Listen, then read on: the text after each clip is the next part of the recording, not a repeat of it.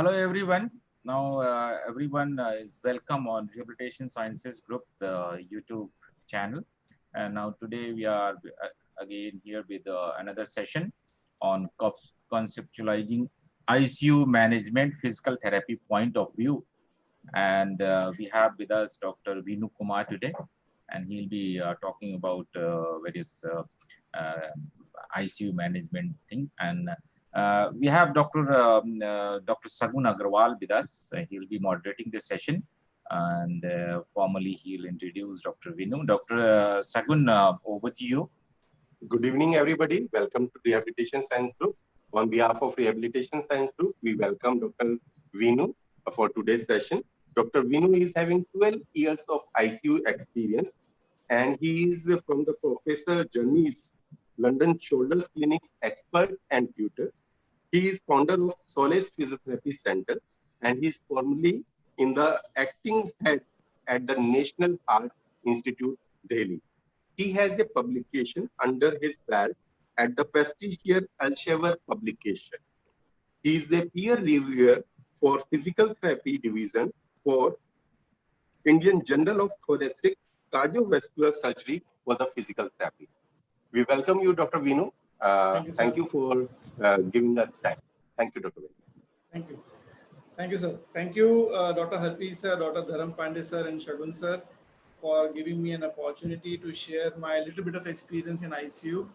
So I like to keep it basic for the so that it's easier to understand from the physical therapy point of view what a physiotherapist should know in an ICU.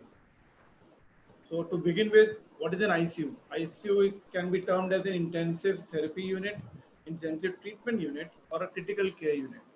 So it is a specialized area of the hospital which require intensive treatment for severe life-threatening diseases, illnesses which require continuous support, monitoring, equipment, and normal body functions. Now, before entering into the ICU, we must know about the 5 universal precautions, which is an education which should be done by the institution so that the therapists know what to do and what not to do. Hand washing, thanks to this COVID, we know that hand washing is very important nowadays and is pretty important when you enter into the ICU. The PPE, the basic which we require is a glove, a headgear, mask. So these are important for us as a therapist to be safe, not only from COVID or swine flu like diseases, but also from TB and other diseases also. And cleaning the contaminated surfaces. So from the respiratory therapist point of view, if you're using a mechanical vibrator, a PEP device, a spirometer, or an IMT, so it should be before and after the use of a patient, it should be clean. The mouthpiece should be disinfected and the safe handling of the contaminated material. Now, just want to tell you the steps of the washing. We all know about it, but we should know about the color coding of the dustbins. So blue is basically for the broken glasses. Black is generally for the general waste like paper and other things, mass. Red is for the recyclable plastic material like IV, tubes, the bottles, and the yellow is for the human organ. Now, what is the role of PT in ICU? Now, I must say it's a holistic approach. We must act as a respiratory therapist and we must act as a musculoskeletal also guy to maintain the joint integrity, the circulation, and muscle extensibility. Now, we must know about the case notes. So, a clinical assessment has to be done by a PT who has to deliver their protocol. And then we must be competent enough to handle the ICU equipments. Not mention about the ventilator, but at least we should know about the monitors, the humidifier, and the suction apparatus. So we'll come one by one. So what is the clinical assessment? A PT should know. A PT should always follow the case notes. What is the history of presence of illness? What is the medical history and the procedure note? Because this derives our treatment protocol for the particular patient. Now, you must check for the neurological state. What is the level of consciousness? It can be easily done by GCS scale. ICP and CCP, intracranial pressure and cerebral perfusion pressure, is not important for us on a technical ground, But if it is higher or lower, it can indicate the treatment which is being given to that particular patient is it effective or not. Supposingly, if there's an increase in ICP, so a person can have hypercapnia, and if the patient is sedated, his cardiovascular system must be compromised. So, from the hemodynamic status, as a physical therapist, we must know about the blood work. What are the basic normal values of your CBCs, especially your TLC, neutrophils, and lymphocytes? Supposedly on Monday, I seen a patient and his TLC was 11,000, and on Tuesday it has gone to 20,000. So that means there is some derangement. So we must be in the clinical decision that what are we going to do. Now, if we come to a continuation of this, we must be aware about the cardiovascular status of the patient. So we must be aware about the heart rate and the rhythm, whether it is bradycardia or tachycardia, or there is arrhythmia, or they are ectopic.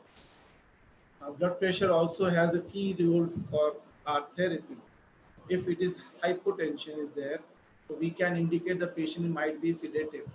Patient might have been using uh, dilators, so that might reduce the blood pressure. Or if it is a hypertension, that means if a patient is on a ventilator on a CME mode, he is not sedated properly. So there you can raise an alarm that patient is not sedated. Kindly sedate the patient so that the other parameter can be taken care of. Next is temperature. Now, fever is a contraindication for us or a patient for chest PT because fever tends to increase the cardiac load, and if we deliver a chest percussion technique on that patient, it further increases the cardiac load. So we are not helping the patient, we are deranging the patient. Now we come to gastrointestinal status. As such, if there is a bleed, if there is melina indicate that patient is having blood in the stool. So we know that the patient is in hypovolemic shock. So that time we must restrict ourselves to give a therapy to the patient before he get settled down. What is the nutrition status of the patient? So our unconscious patient normally have a poor gag reflex. So this also derives our therapy, like there's a potential chance of aspiration. So we must be taking care of that. The patient is sedated. So how to deliver our therapy, how to perform the suction so that we don't aspire the patient. Now drugs. Shagun sir and Harpreet sir, I was just wondering that why we were taught about pharmacology in our bachelorhood. But after going into an ICU, I came to the knowledge that we must have the knowledge of drugs. Just to cover that, if the patient is on a painkiller, so painkiller is known to inhibit a spontaneous breathing. So we can't expect our patient who is on a painkiller to go for a spontaneous breathing. So we must know that what drugs he or she is on. Then respiratory drugs, like whether he's on a bronchodilator or a mucolytic. Now this changes our therapy.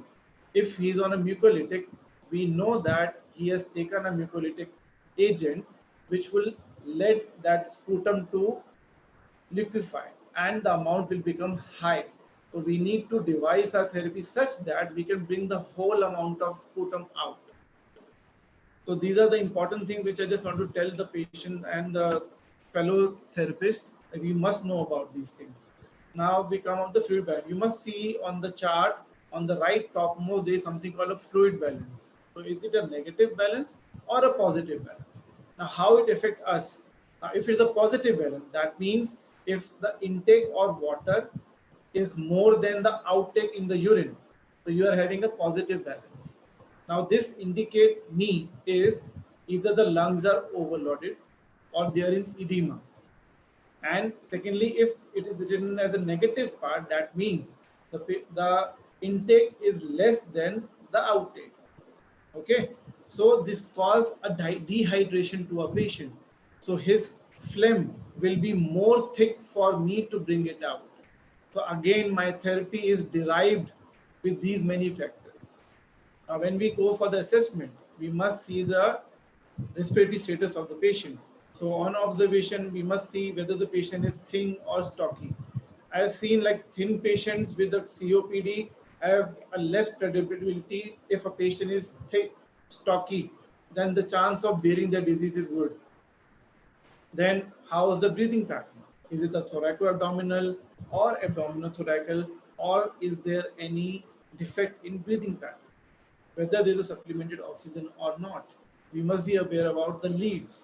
ECG leads are there, there's a catheter is there, a CVP line can be there, uh, tubing can be there. So we must be aware about our environment before going to treat the patient. Now we can do a percussion technique on the patient. So how it does, you have to take the finger over the intercostal space and then just tap the finger. So there are sounds which we can hear. So it can be a normal sound, it can be hypo. A hyper sound indicates that there is a potential pneumothorax can be there. If it is a dull sound, that indicates the lung is already collapsed. And we are all aware about the auscultation part. We must see that also what is the breath sound, is there any gallop or not. Now the vitals I've already talked about, it is the heart rate. Respiration rate is the first and the foremost important thing for the respiratory therapist, and the blood pressure. Now we must also aware about the wasting of the muscle. Now, we all know there are researches that if a patient is on a ventilator for a longer time period, there is something called ventilator associated wasting of the muscle. So we must know that which muscles are wasted, so that once we are out of the ventilator, we can devise a rehabilitation protocol for the patient in the long run. Now, is there any tenderness or not? Because if the patient is in pain, he or she will not be in good conjugation with us. So we must be aware whether he is or in pain, so we can actually pacify the patient before touching the patient. Is there any edema? Is it a pitting edema or a non-pitting edema? If there is a pitting edema, it indicates that patient might have some kidney disease also. So we must take caution about that. Now, on investigation for a physical therapist, we must be aware about the X-rays, the ECG, and the echo. Now, not to the depth, but at least we should know some basics. Like in ECG, we are able to see that whether the arrhythmia is coming or not, whether the P wave is coming or not, or the Q by V by QRS ratio has increased. So in that, we can be a front line alarm for the patient and for the doctors that I have seen an arrhythmia on the monitor. Kindly hold your therapy and raise the alarm. Echo. Echo is another good investigation for a therapist point of view. We must know about the ejection fraction of the patient, whether he is having a pulmonary artery hypertension or not. Now, if the patient ejection fraction is low, now this indicates that I can't demand more from the patient.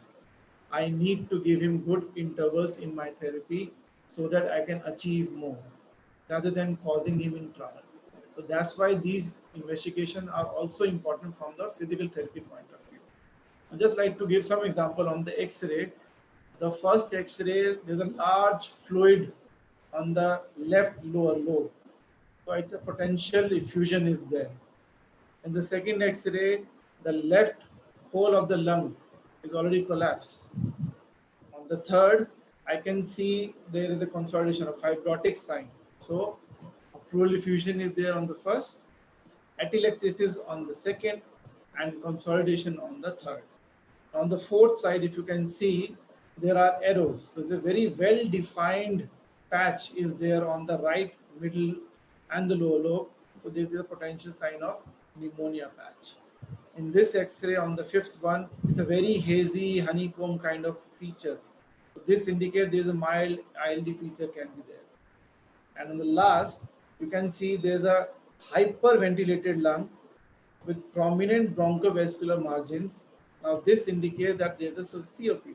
So the fourth one is the pneumonia, second one is ILD, and the last one is COPD. So as a therapist, we must be aware about this much at least so that we can just judge whether what we are dealing with. Our treatment in COPD will be different than an ILD, then it will be different in the pneumonia case. So treatment rely on this also. Now we come to ABG. Now this is very in-depth on the ABG, but from the therapist point of view, we must aware about the four main measures. One is the pH, that is something around from 7.35 to 7.45. The pressure of the partial pressure of CO2, this is from 35 to 45. The partial pressure of oxygen, which is from 80 to 100, and SCO3, which is from 22 to 26 millimole per liter.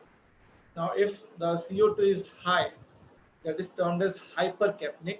So, from symptom point of view, a patient can be delirious, a patient can be sleepy. So, once in the morning when I go for the round, I see the patient is delirious. So, I can see on an ABG whether his CO2 is okay or not, or it is due to some hyponatremia, the sodium is low. So, we must be aware about these terminologies and these measures to give our outcome the best to the patient. Now, there are four types in ABG like respiratory acidosis, respiratory alkalosis, metabolic acidosis, and metabolic alkalosis. Now, as a therapist, we are very well aware about the sputum analysis. Like, I just want to give you an example that I got a call from my consultant and he asked me to give a sample of the patient. So as soon as I just went to the patient and I go my chest physiotherapy and I asked him to spit it out, there was a blood in the sputum. So now I am the team. I am also in the team. So now it's my role and responsibility to tell to the consultant that I have seen a blood, a hemoptysis in the sputum. So the next very moment he ordered for an ABG, a AFB test, and we diagnose it as a TB. So if you are aware about all this, so you can also become the front line workers to help the team to help and guide the treatment. So in sputum analysis, amount is important, whether it's a copious amount or a moderate amount. Color is very important. So usually what we used to do, we used to click the photograph of the sputum and send it to the consultant. Sir, I'm getting obturant, I'm getting mucopurulent, I'm getting chocolate color. So then we can guide what treatment protocol we are having. So a color can be a mucociliary, it can be mucoid, it can be mucopurulent, which is green looking with some mucus in between. It can be plurent, green looking and mostly pus. A rusty usually indicate is the pneumococcal infection. Chocolate color can be indicating as the amoebiasis. If it is watery blood, that can indicate that we are dealing with pulmonary edema. If it is hemoptysis, as I said, my example, it can be a tuberculosis or it can be a carcinoma. And we must also know about the consistency, whether the sputum is thick or viscous. As I discussed earlier, that a thick sputum is tough to bring it out. So you must engage some mucolytic agent or a nebulizer before your therapy so that you can bring the optimal result. And there can be some Crushman spirals, which is this. This is usually in the asthma or aspergillosis infection. So as a test, a therapist must know about the gram stain, the culture sensitivity, and the AFB. AFB is for the tuberculosis. Now, next we come to chest drainage. Now, what relevance is for the physical therapy point of view for the chest drainage? Now, patient has undergone a CABG, he is having a intercostal drainage tube. So, while TT, we don't need to bend that tube or nick that tube. Okay, if we are doing that, that means we are causing harm to the patient. Now while doing the therapy also, we must observe is there any bubbles in the bottle or not. If the bubbles are there, that means there is no obstruction. But if you don't observe the bubbles, you can raise an alarm to the nurse or to the duty doctor that I can't see the bubbles. And there is something else also we need to take care. When we see the chest drainage tube, there is something called swinging of water. When the patient inspires in, that water level goes up. When he expires, the water level goes down. Now, this is a very normal phenomena and it should be like that. But supposedly when you go for the delivery of the therapy and you see that there is no swinging movement, so that means there is a possible obstruction is there or a clot has formed. So you must inform or you can perform a procedure called milking. Milking is like when we milk the cow, you can milk the tube so that the flow is again maintained. These are relevant points for physical therapy point of view. You don't need to do it yourself, but at least you can be a guided force in the treatment protocol. Now we come to handling the equipments. Now there's a monitor in an ICU, and according to definition also, ICU means a monitoration, continuous monitoration is there. So the first and the foremost is respiration rate. If the patient is on the ventilator, we know that there will be a fixed respiration rate. But if there's a spontaneous breathing, it can be lower. So we don't need to raise an alarm on that. What about humidification? In a non-ventilated patient, it can be via mask, nasal prongs, or a mouthpiece. In a ventilated patient, it can be via ET tube or a TT tube or a mini TPFC tube. Now, suction apparatus. Normally, suction is not a physical therapist job. It's a job given to the nurse. But in our practice from last 12 years, when we saw that a patient, we perform our suction ourselves. I'm not criticizing anyone, but the point is we tend to go for a deep suction so that the chance of accumulation of the sputum is less, or after 4 or 5 hours, then is a potential chance. So if you perform one deep suction, a proper suction, then you are giving less trauma to a patient. So suction can be via a wall-mounted apparatus, it can be via electrical device, or it can be via portable device. Now, what are the potential modes of suction? Suction can be from nasopharynx, suction can be from oropharynx, or suction can be from any ET tube or a mini tracheostomy tube or a tracheostomy tube. Now, so a simple procedure for suction is attach the apparatus tubing to the wall-mounted apparatus, put the 3-way hole catheter inside. While going in the buccal cavity, suction is off. You reach until you find either a cuff reflex or you find some resistance in the trachea, or the whole length has inserted and reached to carina. Now, carina, we know that carina is the area where the main bronchus is divided into two. So the catheter can reach to that level, and when you apply the suction on, the secretion from both the lungs can be taken care of. And then you put on the suction and generally bring the catheter out in a spiral format so that you're covering the more surface area, right? You must keep a check on your respiration rate, which should not go more than 35. If it is going that, you have to stop the procedure. A heart rate which is going more than 20, again you need to take a pause in between. Or if a systolic blood pressure has fallen by 30 or more than 20, again you need to stop the procedure. That's why the vitals are important. While your procedure also, you need to keep a track on the monitor while doing anything, so that at least you can give a good benefit to the patient. Now we come to ventilator. Now ventilator itself is a big topic. Just want to say some phases of ventilator. Now there are 4 cyclic phases. There's an inspiration phase on which you have set the ventilator pressure. Then you enter into a cyclic of expiration. Now this can be timed, this can be pressure guided, or this can be volume guided. After reaching into it, you actually enter into an expiration phase.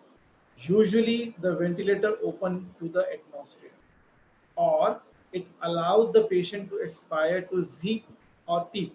Now ZEEP is zero end expiratory pressure, PEEP is positive end expiratory pressure.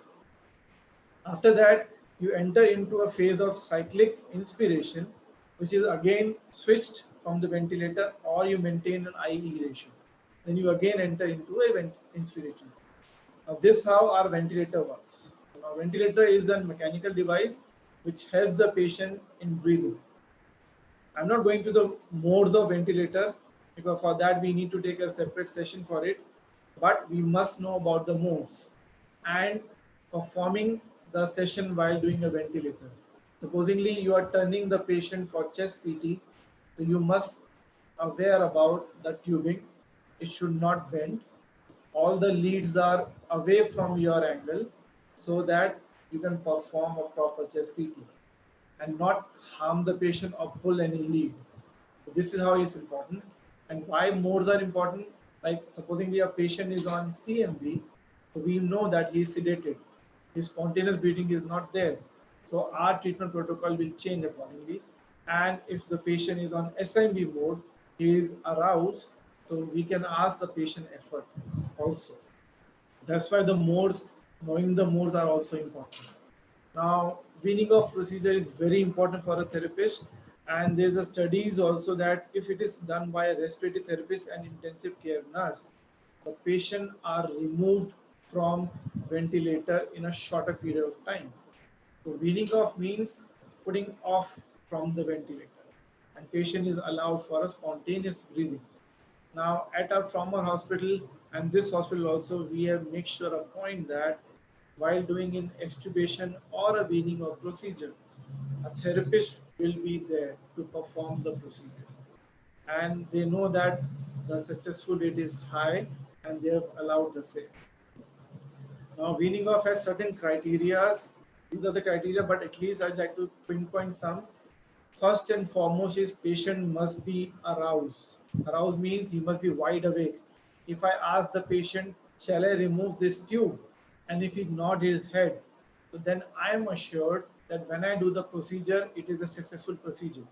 But if somebody is comatose, if somebody is unconscious and I try to do the procedure and I'm not getting any effort from the patient, there's a potential chance of re-intubation. So nutrition stable and sleep alertness is very important. FiO2 going down to 40. These are the prime parameter, and your SpO2 and ABG.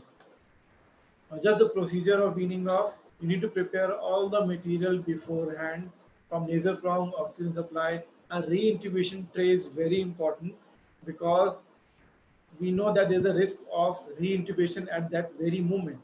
So a re-intubation tray must be there, nebulizers and sterile things. So you need to prop up the patient, clear all the secretions, apply the prong with the full liter of oxygen, maybe 9 also.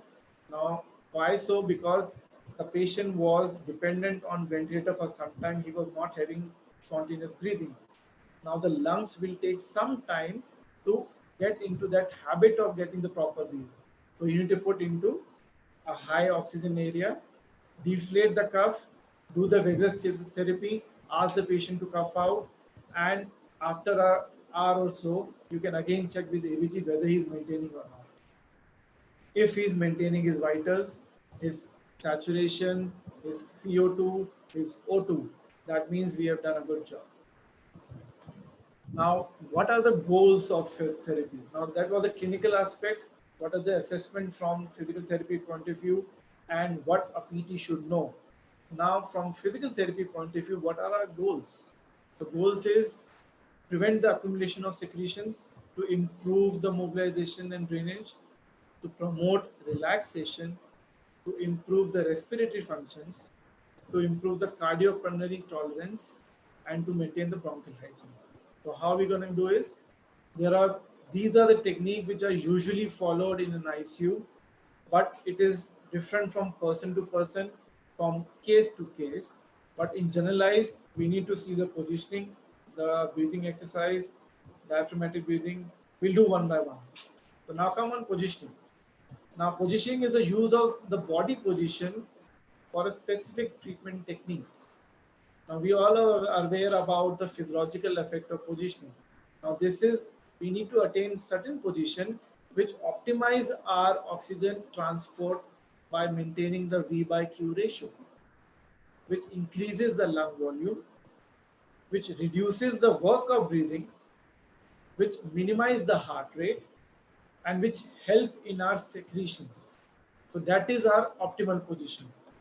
So the question is which position to choose. Normally study says that semi-Fowler and full Fowler position is the best we can have for an ICU patient, normal ICU patient.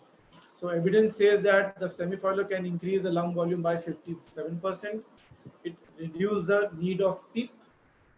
It increases the normal VBAC equation by 12%. It reduces the barotrauma. It increases the drainage and the length of ICU stay. Now, these are the researches which say that semi-Fowler and Fowler position is the best. Now we come to breathing exercises. Now we know that patient is already having a so much of effort in his breathing. If he's out of ventilator also, then we need to teach him some economical and more relaxed part of breathing. So there are techniques like one is diaphragmatic, second is pursed lip breathing, and the third is cemented breathing. Now diaphragm, we know that it's a major respiratory muscle. So one need to put the hand on the diaphragm in between the xiphoid and the umbilicus. And when you inspire in, the hand should go out. When you expire out, it should go in. Now this promote relaxation. This promote your vagal system to promote your relaxation also. Now pursed lip breathing. Now we all know about the pursed lip breathing, but I just need to tell you why it is important. So it is take a deep breath from your nose, hold the breath for 3 to 5 seconds, and then blow from your mouth as if you're blowing a candle. Why it is called purse? It is just opening of the purse of the ladies, right? So now when you blow out like this, it creates a positive end expiratory pressure inside the alveoli. Hence, it reduces the collapse of the unstable alveoli. That's why we promote pursed lip breathing. Now, segmental breathing. Now, segmental breathing is one of the best technique I feel is a magical technique. Now, this is to promote expansion on the particular lobe. We know that lung is divided into 3 and 2. So there are lobes, apical, middle, and lower lobe. So it is a technique which is directly enhancing an expansion on a particular lobe. Now there's a cycle. I just made a flow chart how it is done. This is a procedure. Now we ask the patient to take normal tidal volume breathing. Now, at the end of expiration, we give a reflex. Then patient go into expiration, inspiration. We resist the inspiration till the expiration, and when we start the expiration process, we assist the expiration. So technically, it is inspiration. Expiration is a reflex. You hold the inspiration, and when you expire, you again assist the expiration. Now, this is based on a reflex arc. We have studied reflex arc in first and the second year of our bachelor's. Now, what it does, any restriction to the lobe, is an impulse goes to the spinal cord, it stays that something is holding it. So in return, a spinal cord gives you an impulse to expand that lobe. Now, this technique is helpful for that. Just with an example, there's a patient of mine, she's suffering from ILD. Now, don't mind me about the photograph, but I just pinpointed you.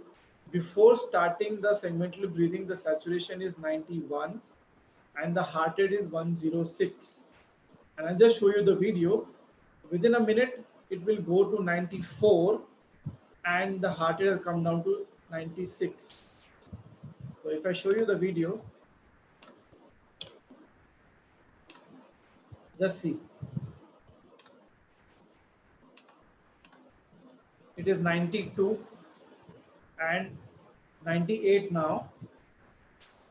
I'm working on the right lobe.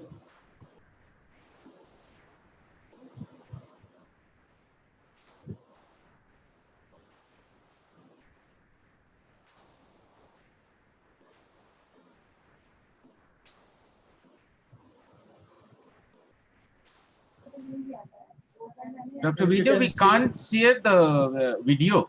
Okay, I just prompted. Yeah. So if you can see that, now I can see that it is 92 right now, and sorry, yeah, it is 91 and 106.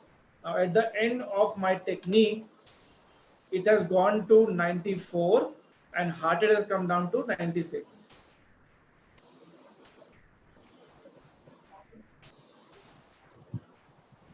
Again, you can see within a minute, patient is having 94 and then we are having it, right? So this is the technique which is I feel magical, and within a minute we can see the result from 91 of saturation to 94. Now going on to active cycle of breathing. We have heard about it. There are 3 phases of active cycle of breathing: breath control, thoracic expansion, and forced expiratory technique. Now, breath control helps in relaxing the airways. Thoracic suspension, the phenomena is if we take a positive air inside, it helps that air goes behind the mucus and to dislodge it to the central airway. Now, if we ask the patient to go for a forced respiratory technique, a huff or a cough, so that force is enhanced and the phlegm is brought out from the oral cavity. So, what is huff and cough? Huff is a forced expiration with open glottis. Cough is a forced expiration from closed glottis. Right? Now, huff is like this,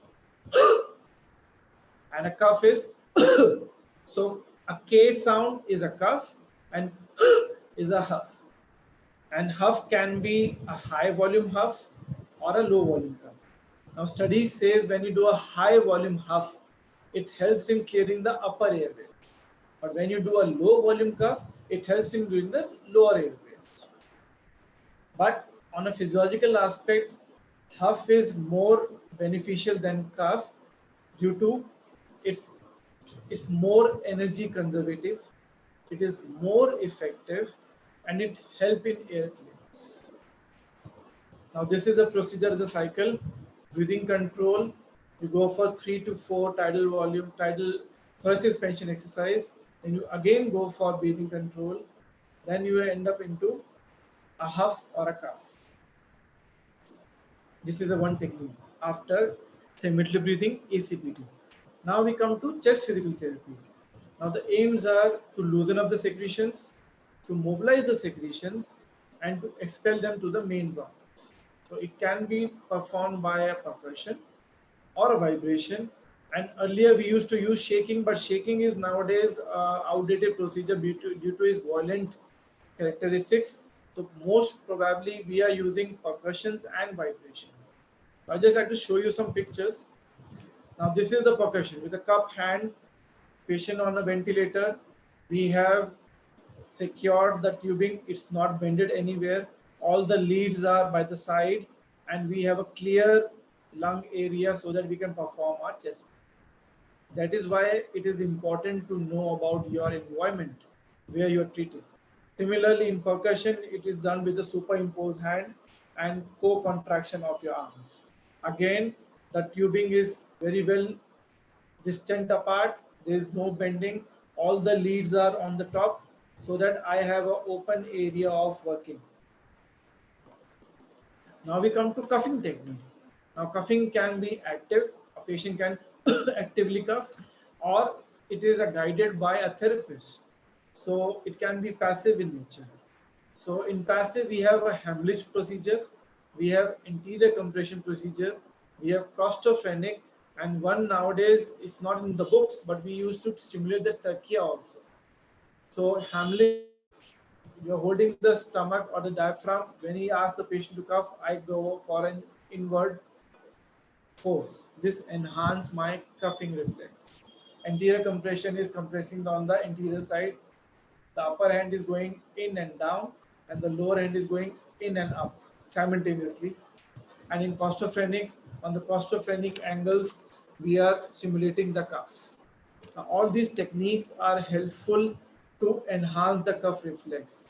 But we have some devices also and the latest equipment with us which help in this job. So what are these? Now, as a respiratory therapist, I'm a big preacher of respiratory devices. Anything which reduce my work of effort and bring good result in my patient is helpful for me. So respiratory device play a key role in that. It can be divided into an IMT device or a PEP device. Now IMT is inspiratory muscle trainer. Now study shows that it increases the endurance, it increases the lung capacity. Now what is the principle? Principle is as the intensity of the exercise via EMT is increased, it induces the rapid and contraction of the respiratory muscles. So in this turn, they increase the strength and the endurance of the respiratory muscle. Now there are various devices in the market. This is a threshold IMT device. This is a breather. Now this is the latest addition to us. Now just want to tell you the device. There is a nose clip. It is, if you can see, there are springs and numbering from 0 to 9. So this is a resistance for the patient. We ask the patient to put the nose clip, take this into the mouth, and we set the setting to 0 and ask to take a deep breath in. And slowly we progress it to 9. That means you are using, if I can correlate, 0 is the 0 kg of your weight, 9 is your 9 kg of weight. So patient is going from 0 to 9. So that means the strength of the lungs and the respiratory muscles are increased. The similar threshold device is here. It's just a same device with same principle of spring here. Now this is the latest edition. This is called the breather. Now these all IMT devices for inspiratory muscle training device. Now there is nothing to train the expiration. Now this has come up with expiration now. So there is a valve which is from 1 to 5 for both inspiration and expiration. So we set on supposedly on 1. So if a patient take a deep breath in, so he is having a resistance of 1 from this end. And if a patient is expiring into it, he's having a resistance again. So this is how we are training both the muscles. This is the latest addition to our devices. Now we come to PEP device. Now PEP is called positive expiratory pressure device. Now I'm a big believer of this device because of two purposes. The basic funda is it's a cylindrical device with a vibrator into it. Okay, so when you blow out, we all know when we do a forced expiration, the lumen of the bronchus always constrict to cause a forced expiration. But in a compromised lung, if you try to go for a forced expiration, it will collapse. But if you ask the patient to do a positive expiratory device, that helps, that do a vibration into it. When the device is vibrating, it gives the back pressure to my alveoli, it starts vibrating. When it starts vibrating, one, it will not let it collapse. Second, when something is moving, any phlegm inside is expelled out. That's why this positive expiratory device is important for us. With less effort, it gives me two effects. One is prevent the collapse, and second is it helps in clearing the secretions. So there are some examples. It started from Flutter, then there's an a cappella device from blue to green. A choice is there, then a Duet. With this, you can add a nebulizer port also. Now the latest edition is Aerobica. Now they have a vibrator as well as an oscillator device. So this, they claim that it gives a better result. Now this is the cuff assist device which I would like to tell you. This is the latest edition which help us as a therapist to assist in cuff. As the name suggests, it's a cuff assist device. Now this is a device, it can be an automated, it can be a manual thing. The basic principle is you are giving a positive pressure inside the buccal air. What I told you earlier, positive air, it go behind the mucus and try to bring it up. And suddenly it switches over to a negative pressure. So already the positive air was behind the phlegm, it was bringing it up. And if you apply a negative vacuum pressure, it brings the cough out. So idea is to bring the cough reflex up. So we usually use this in neurological patient where we have a poor cough reflex. It is very helpful. So it is non-invasive, very safe, remove the secretions. Treatment length is 4 to 5 consecutive cycle is there.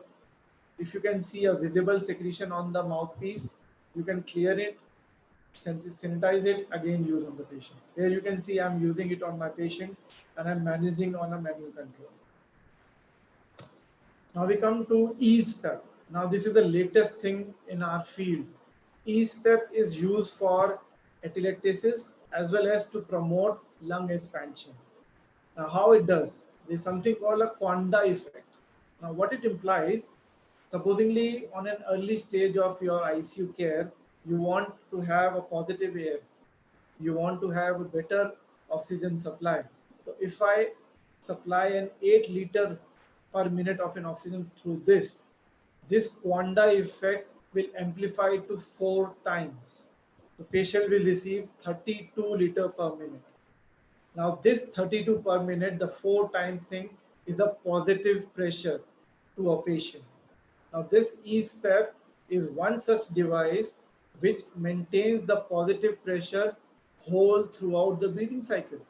So it does a positive inspiratory pressure because of high volume of air. Again, the pressure is positive while holding it. And when you blow out, this is the pressure device. So positive expiratory pressure. So positive is all throughout the cycle. Now this helped me to prevent the atelectasis and to help in the patient lung expansion. Now we come to the last, it's called mobilization. Now there are many researches which says early mobilization is always important, and as a therapist, our prime aim is to make the patient mobile. But I just want to tell you something, like early mobilization starts from an unconscious patient. When we start turning the patient, it is as good as an mobilization for a patient. Moving their joints, maintaining the joint integrity, it's itself is a part of mobilization. So critically ill patient, frequent patient changes, kinetic and kinematic therapy, going to a stable patient, which leads to progressive tilting and mobilization. Now, this is an example for a patient. He was suffering from swine flu. He was on prone position. After a rigorous therapy with all the PPE kit and all, we managed to make the patient sit on a chair in an ICU itself. You can see there is a catheter, there are lines, he's on a monitor, there's a monitor behind, and he is having a tracheostomy tube also, and there's a Ryle's tube. Now, if patient is sitting in this position in early stages, we can believe that in our later rehabilitative status, this patient can give a better result. To show that, I just need to show you a video. Now see, after 60 days of rigorous rehabilitation, the same patient who was having muscle wasting, who was having walking issues, we made him walk and climb down the steps independently. Now this is after 60 days of rigorous systemic adaptation, rehabilitation of such patient. So respiratory therapist from ICU going back to a rehab center, then going back to their patient home is a chain as a therapist we should do. See, now the patient will climb down on his own with a railing support. This is the same patient who was passively lifted from the bed on a chair.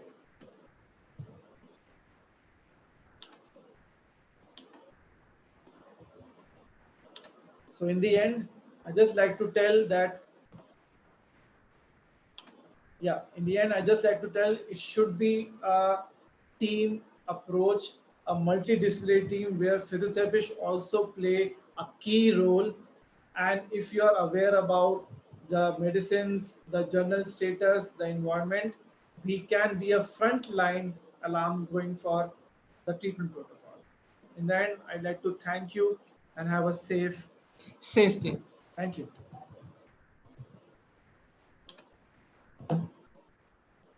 Good evening, Dr. Vinu. Thank you, sir. Thank you very much for such a comprehensive explanation of the role of physiotherapists in ICU. And I think it has covered almost from A to Z of what a physiotherapist needs to know whenever they enter an ICU.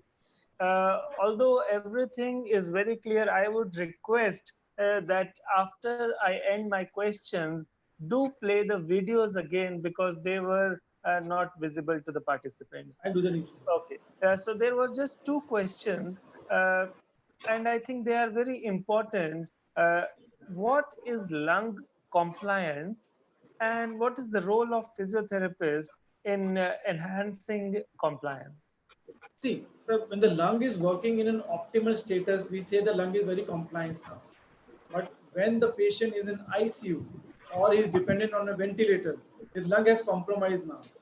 So there our role comes up because he's on a sedative or he might be on a mucolytic agent, but it is the job of the respiratory therapist to clear their secretions out, to teach him those breathing exercises which are helpful to keep that lung compliance up, right?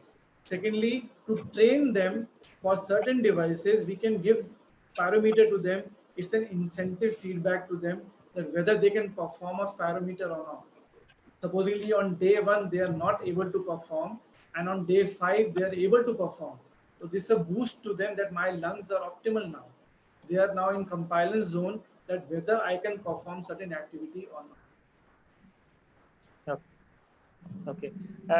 Thank you. And another question was, do you use hyperinflation? And what are the precautions that you take with hyperinflation therapy? So hyperinflation in the sense the hypovolemic mask. I think it is with the ambu bag. Yeah, so basically like when we are dealing with a ventilator and I want to perform a suction procedure, so I need to disconnect it to the ventilator, right? So at that time, I need to work on my saturation also. So we put it on a ambu bag and we synchronize with the breathing pattern of the patient so that we can hyperinflate the lungs and we don't see this drop in saturation, and we can perform our chest physical therapy and the suction, and we again reconnect the time. So basically it's a time bind between our procedure and removing the or disconnecting the ventilator. Okay. Thank you. Thank you very much, Dr. Vinu, for being with us today. So it's my pleasure, and thank you very much to you and Dharam sir and Shagun sir to share my expertise, sir. And I think everybody, all the participants might have gained a lot of knowledge from this session. Thank you. Right. So as per your request, I'm playing the video again. Yes. So this is the segmental breathing. So I think you have to share your screen, Dr. Vinu. First. Okay, sorry.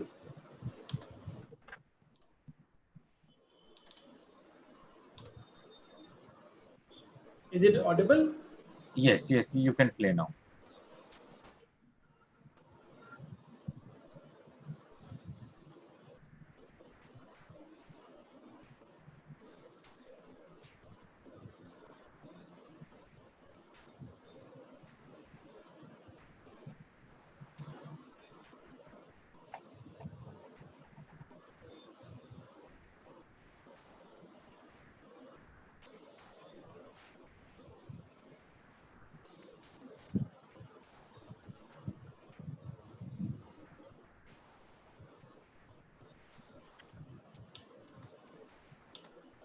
See, it has come up to 94 now, and the heart rate has gone down to 96. Yes. It's within 40 seconds. We got the explanation, but we could not see that. Okay. Yeah, we can go to the next video. Okay. And the second one is your patient is mobilizing by us. This is the 60 days of rehabilitation. I was assisting him while climbing up. While climbing down, he's going down. Good.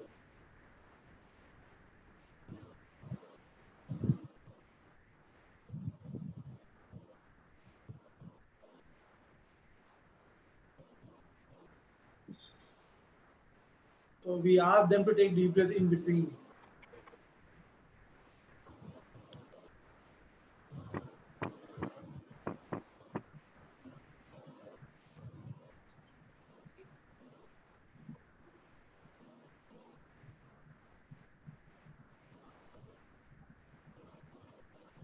Yeah, okay.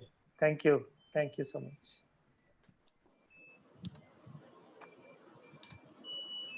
Sir. Okay.